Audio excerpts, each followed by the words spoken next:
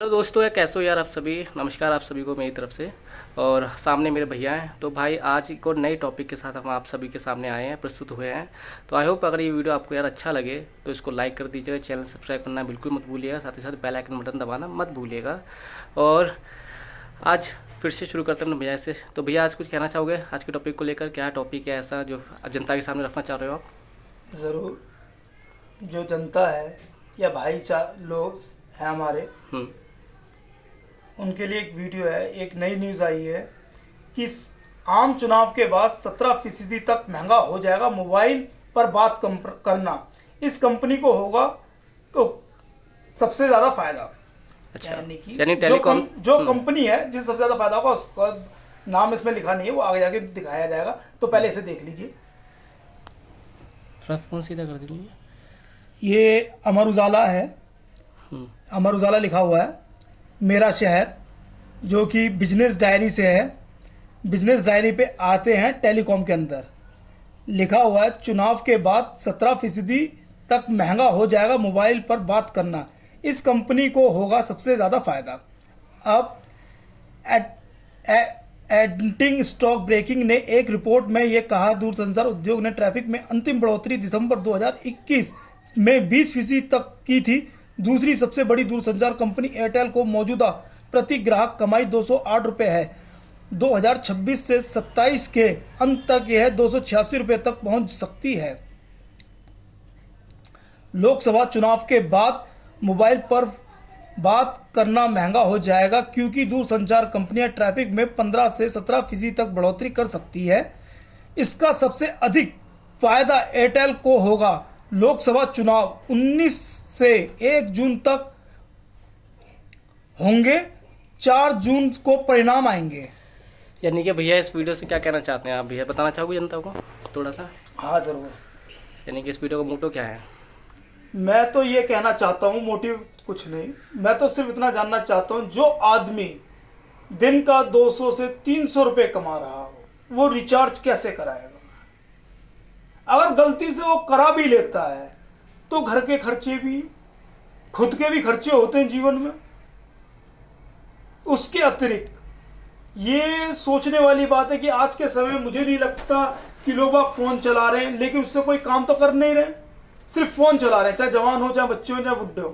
सिर्फ एक इंटरनेट का इस्तेमाल, वो भी सिर्फ किसने कर रहे हैं? सिर्फ वीडियो देखने के लिए। मैं खुद भी यही काम करता हूँ, मैं झूठ क्यों बोलूँ, कि मुझे दूसरा कोई काम आता नहीं। मैं भी सिर्फ वीडियो ऊपर फ्लैश करता रहता हूँ।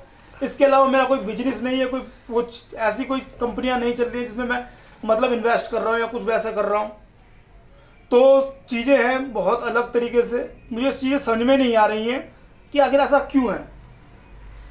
जो मेरा मुद्दा है या बात करने का जो तरीका है वो इसलिए मैं करना चाहता हूँ, अपनी बात को कहना चाहता हूँ कि भाई आखिर ऐसा क्यों है कि जिन्हें ज़रूरत है वो भी मतलब पे करें, और जिन्हें ज़रूरत नहीं है वो भी पे करें। पहले हमें 10 रुपये का मिलता था, वो 10 रुपये में 2 साल से ज़्यादा चलाता था। इनकमिंग फ्री थी, आउटगोइंग वो 2 साल तक चलते थे। आज 200 का रिचार्ज या 399 रुपये का रिचार्ज करवाने के बाद भी वो महीने भर नहीं चल पाता। वो पैसा जाता कहाँ है? जब मैंने यूज नहीं किया वो महीने भर में खत्म कैसे हो रहा है? इसका मतलब कंपनी खा रही है।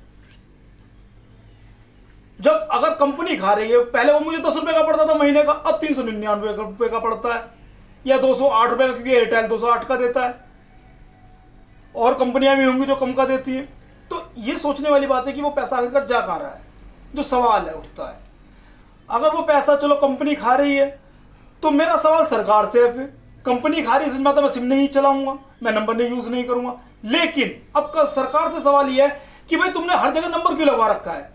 पहले जाति प्रमाण पत्र, पहचान पत्र हुआ करता था, माफ कीजिए जाति प्रमाण पत्र निकल गया, पहले पहचान पत्र हुआ करता था, वही इकलौता हर जगह काम कर रहा था। कोई मोबाइल नंबर नहीं चाहिए था, कोई टेलीफोन नंबर नहीं चाहिए था, क्योंकि टेलीफोन वाले को पहले रईस समझा जाता था, और आजकल मोबाइल वाले को भी कंगाल का समझा जाता है, क्योंकि उसके पास फोन है पर उसे रिचार्ज करवाने का पैसा नहीं है। ना जाने कैसे कैसे कांड करके बेचारे पैसे इकट्ठा कर रहे, मेहनत करके ऊट पटांग तरीकों से। अब ये मैं नहीं कह सकता कि भाई ऐसा क्यों है। सरकार को इस तरफ ध्यान देना चाहिए कि जो व्यक्ति खुद तो एक दिन का 200 से 300 रुपये कमा रहा हो, वो फोन कंपनियों से के रिचार्ज में ही लगा रहेगा। क्योंकि हर लोगों के घर, ज़्यादातर लोगों के घर में टीवियाँ भी हैं, टीवी का भी रिचार्ज होता है। किसी के घर में अगर 3 मोबाइल हुए तो 3 मोबाइल को आप लगाओ 399 से कितने बैठे, अब पैसे बढ़ जाएंगे, 17% बढ़ेगा, तो वो रिचार्ज कितने का पड़ेगा, 500 का या 450 का। ठीक है, अब वो 450 रुपये का रिचार्ज अगर पड़ता है तो आप ये बताओ कि 450 रुपये के 3 फोन कितने के पड़े, 1200 समथिंग प्लस के। अब 1200 प्लस पे अगर हम जाते हैं तो ये देखो कि 1200 रुपये इतना तो वो कमा नहीं रहा है। 1200 रुपये अगर इतना देगा जिसमें कि 10,000 रुपये तो राशन महीने का बढ़ता है एक व्यक्ति का, अगर वो सही से राशन भरवाए तो, जो कि 1.25 महीने या 1.5 महीने तक चलता है, तो कहाँ से आएगा? अगर जवाब हो तो भाई बता दो। मैं तो सभी से सवाल पूछ रहा हूँ कि मेरे पास की तो बात है नहीं फोन रिचार्ज करवाना या सिम कंपनियों को देते रहना, वो भी फोकट का खर्च हो जाता है। इस चीज़ को समझना। यानी कि भैया के कहने का तात्पर्य यह है कि भैया का उद्देश्य यह है कि इस वीडियो में कि जो कंपनियां हैं टेलीकॉम्स, वो थोड़ा सा अपने रिचार्ज को थोड़ा सा कम करें, थोड़ा सा रियायत बरतें जनता को लेकर। जो पहले था वैसे ही करो ना, इनकमिंग फ्री करो भाई, आउटगोइंग फ्री करो। क्यों नहीं करते? पहले 20 रुपए का टैरिफ आते थे, महीने और सालों भर चलते थे वो टैरिफ, 10-10 रुपए वाले स्क्रैच, 10-10 रुपए वाले स्क्रैच वाले, और सबसे बेहतर ऑप्शन थे यार। जिंदगी अच्छी खासी चल रही थी, ना ज्यादा पैसा लगता था ना कुछ होता था। अब बेफालतू के पैसे देने पड़ते हैं इन रिचार्जों में। इतना रिचार्ज कहाँ से लाया आदमी? क्या उसके पास यही काम रह गया? इतनी तो मैं कॉल पे बात नहीं करता, जल्दी जल्दी वो खत्म हो जाता है। दूसरा नंबर, इनका सिम कंपनी का एक और चीज है कि इनका 28 दिन का होता है। ये इनका कौन सा कैलेंडर चलता है, मुझे आज तक समझ में नहीं आया। 28 दिन का कौन सा कैलेंडर होता है? या तो फिर हमारा कैलेंडर बेकार है तो फाड़ के फेंक दो जो 30 दिन का है। सबसे बड़ी बेवकूफी है। मतलब उसमें से 2 दिन ये खाएंगे।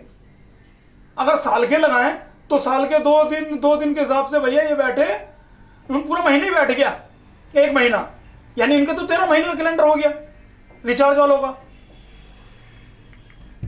तो कंपनियों को सोचना चाहिए, और उससे कहीं ज्यादा सरकार को सोचना चाहिए। या तो नंबरों को जो हमारे कॉन्टैक्ट में लगे हुए हैं उनमें से हटा देना चाहिए, क्योंकि हर किसी को फोन की जरूरत नहीं है। मुझ जैसे बंदे को तो बिल्कुल नहीं है।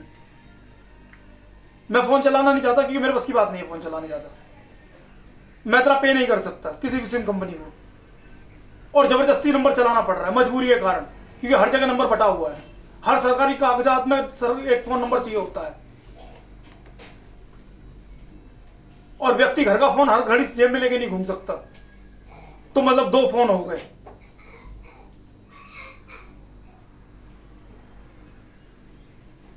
समझिए इस चीज को। तो अंतिम वाक्य में दोस्तों आपसे बस यही मुलाकात यानी यही कहना चाहूँगा। और इस सवाल है, अगर जवाब हो तो जरूर दीजिएगा। ओके। तो अंतिम वाक्य में दोस्तों आप सभी से यही कहना चाहूँगा, वीडियो आपको अच्छी लगे तो प्लीज़ लाइक कर दीजिएगा और दूसरे मित्रों तक भी पहुँचेगा ताकि उनको भी थोड़ी सी जानकारी मिले। बाकी चैनल सब्सक्राइब करना मत भूलिएगा। हम मिलेंगे किसी नेक्स्ट वीडियो में, और भैया की तरफ से भी आप सभी को बाय बाय और शुभकामनाएं यार।